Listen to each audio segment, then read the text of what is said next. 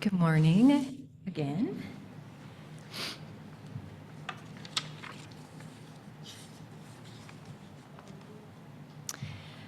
So thanks for being here and also for sharing everything that you've shared today. It means it matters. So thank you, and thank you for all that you're doing. My name's Keren Tischler, for anyone who doesn't know me, and the topic for today's message is finding and fostering trust when it's like this.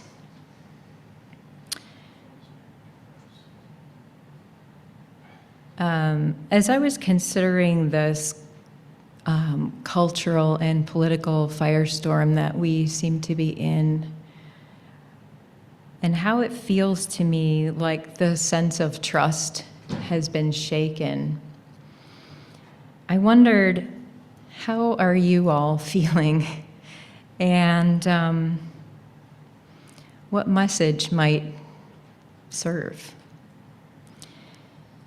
During the time where I was preparing for this talk, I happened to listen to a Dharma talk by Matthew Kozan Palevsky at Upaya Zen Center in Santa Fe, New Mexico.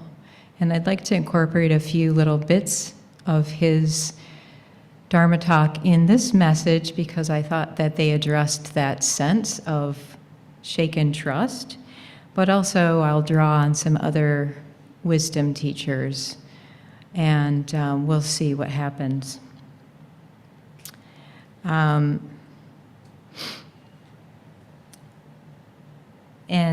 just hoping that what I have to say here relates to how we as individuals in a spiritual community can remain rooted in a lived practice of our values. It can be challenging to orient toward our values when what's happening in our government is, as Kozan, I'll refer to him, put it, when it's violent in its absurdity.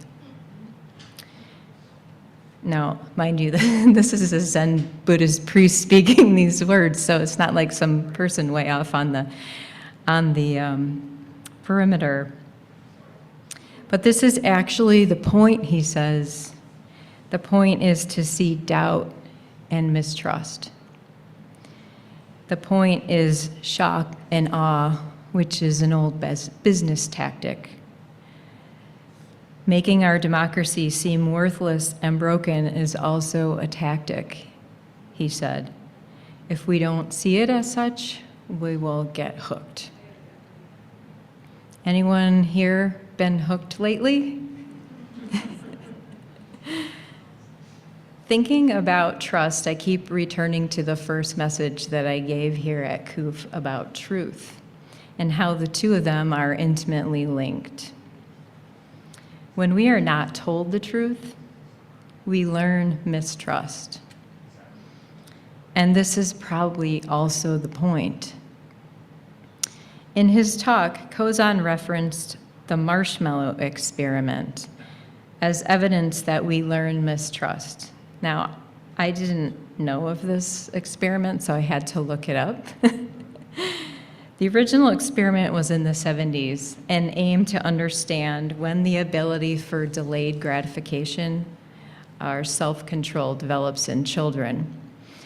So 3 to 5-year-olds were given a marshmallow, and they were told they could eat the marshmallow right away if they wanted to, but if they chose to wait 10 or 15 minutes while the researcher left the room and didn't eat it during that time, when the researcher returned, they would get 2 marshmallows as their reward. While they waited, kids were apparently doing all sorts of things, finding all sorts of strategies to not eat the marshmallow, like biting their fingernails or singing or doing other things to distract themselves. Well, in another version of this experiment, prior to this marshmallow test, each child was told that the adult in the room would leave the room, but the child could ring a bell, and if they did, the adult would return. And then the test would follow after that. The only thing was that half of the children were given a broken promise. When they rang the bell, nobody came. And so then the marshmallow test happened, and as it turned out, that the children who were lied to ate the marshmallow 4 times sooner than those who were not lied to. Sorry for those poor children that had to be lied to at such a young age. Being lied to really affects us. It can make us feel like we're on shaky ground, right? When we're on shaky ground, things feel unpredictable. They feel unsafe. Our fight or flight response fires, and we adapt our behaviors and strategies accordingly. When we're lied to repeatedly, trustworthiness falls through the cracks and leaches far out of reach, eroding the very ground upon which we stand. Zen teacher Roshi Joan Halifax says, "Doubt undoes us. Our lives are in a way ruled by doubt. We are so skeptical, undermining each other's goodness," she says, undermining the sense of the wholeness of life. But just as mistrust can be learned, so too can trust. Trust by its very nature is relational. We are trusting of someone or something, or mistrusting of someone or something. But there is also a trust that is not hinged upon others' actions. This kind of trust can be enacted no matter how things are.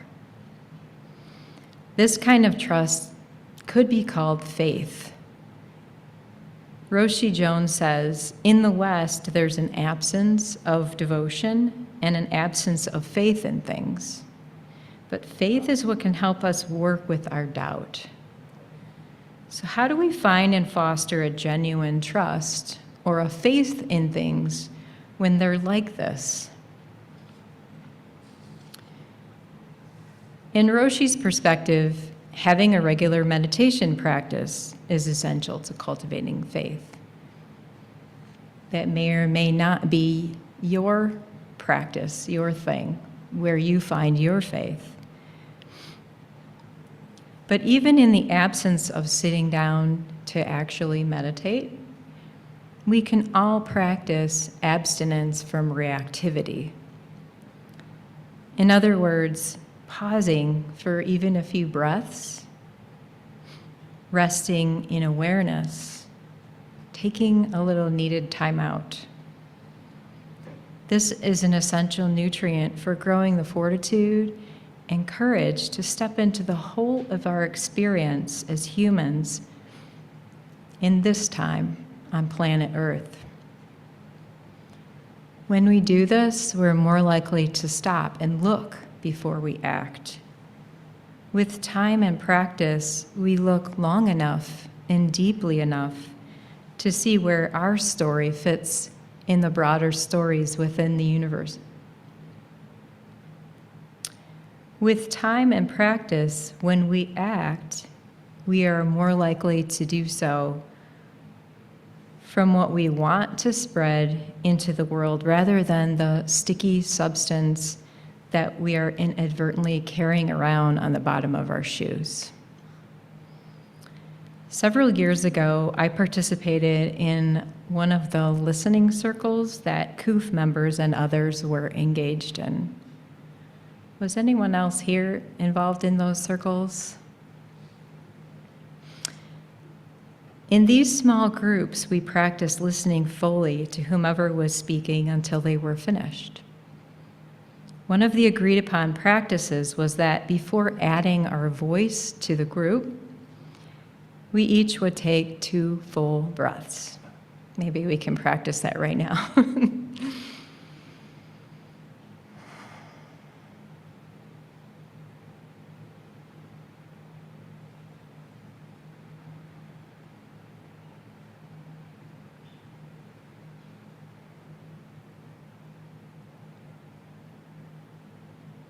This practice was profound for me. As I attempted to carry it forward into other spaces, I realized how little space there is for silence in our culture. I also saw how just 2 breaths of waiting helped me abstain from saying something that either wasn't kind, necessary, helpful, or entirely true. It seems that now might be a good time to dust off this practice. A couple of days ago, I called my parents for my weekly listening session with my dad, something we've done since a stroke left him with aphasia several years ago. When my mom answered the phone, I could tell immediately that she was angry. And understandably, she was watching Trump and Vance's bullying of Ukrainian President Zelensky. And she couldn't believe her ears. I could almost feel her heart beating through the phone. Sometimes the pause practice might look like turning off or stepping away from the news stream. Not forever, but long enough to cultivate the ground out of which something else can grow. Other times, we may need to pause to intentionally put kindness into the world. Pausing in these ways is radical. After the bombing of Ben Tre, Vietnam, when an American military man made comment, "We had to destroy the town in order to save it," Thich Nhat Hanh paused. He put his face in his hands, and this poem emerged. For warmth, I hold my face in my 2 hands. No, I am not crying. I hold my face in my 2 hands to keep my loneliness warm. 2 hands protecting, 2 hands nourishing, 2 hands preventing my soul from leaving me in anger. Thich Nhat Hanh paused to care for his anger, to protect his soul, because as he said, when we are stuck in anger and hatred, we don't have to believe in a place called hell. We're already there. From the radical root of awareness, we may be able to see or feel what else is trustworthy. We can claim our whole selves, even our anger and other parts we may not particularly like. And in so doing, we strengthen our integrity. From integrity, we can develop a trust in our shared humanity, a trust that the outer tangle of the world is also our inner tangle. As Kozan said, each of us is a product of our experience, and as many would say, even our ancestors' experience. To end the cycle of violence in the world, Thich Nhat Hanh says, we look deeply at our own mind, at our own life, and recognize that those who are causing suffering are also suffering. As a result, our empathy and compassion grow. In these, we can rest our faith. Our actions in the world, when rooted in our values, grow out of an understanding of our shared humanity and a care for the earth that sustains us. In the process of standing up for what we value, we are also careful not to dehumanize others, but to call out actions that are causing harm. Thich Nhat Hanh says, nonviolence does not mean non-action. Nonviolence means acting with love and compassion. This time we are in beckons us to embody what is trustworthy. This is not easy. It takes work. but we seem to have been given endless opportunities recently to practice this. I find myself challenged every single day. We might find that we need to hold our face in our two hands every once in a while, to feel our sadness, our anger, and our grief. But by seeding faith and trust rather than doubt and mistrust or shock and awe, we can keep showing up with our integrity. And thankfully, we don't do this work alone. Thich Nhat Hanh says, looking deeply together is the main task of a community or a church. And here we are.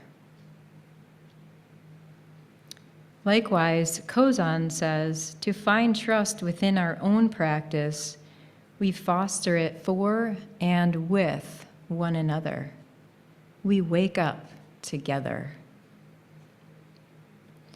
During the war in Vietnam, part of social activist A.J. Musty's practice was to stand outside the White House each night, holding a single candle.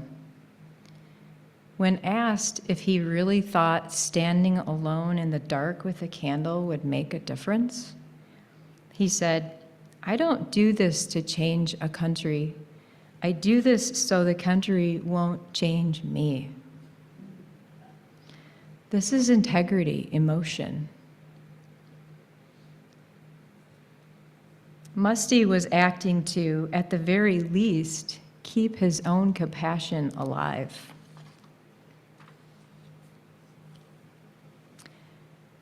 And when we guard our own integrity and act out of a realization of our interconnectedness with all beings, things actually do change as a result. I wasn't alive during the 60s, but when I hear this story, each time it's spoken some 60 years later, I'm pretty sure it changes me a little bit every time. In the words of Unitarian Universalist Reverend Meredith Garman, we place our bodies in the postures that show that we love what we care about. We place our bodies in the postures that show what we love and what we care about. This changes us. It strengthens us. It solidifies us as the beings we are. He said, when we are unmoved in our resolve to be people who stand for loving life and a planet home that sustains us, then the power that changes the world can take root in us. So, as you go about your work in the world, whether you use the F word, and by that I mean faith, let us keep one foot firmly planted in our lived values, in our integrity.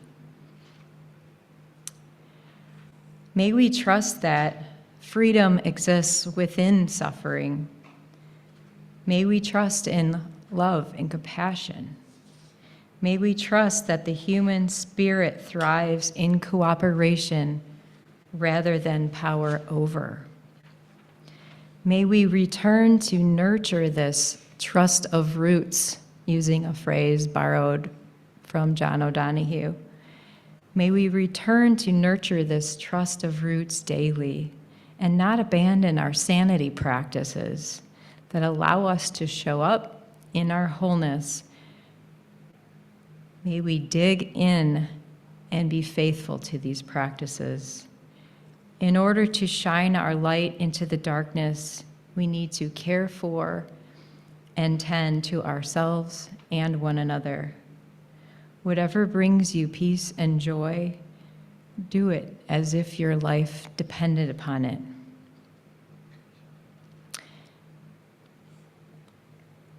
Thank you for your attention today.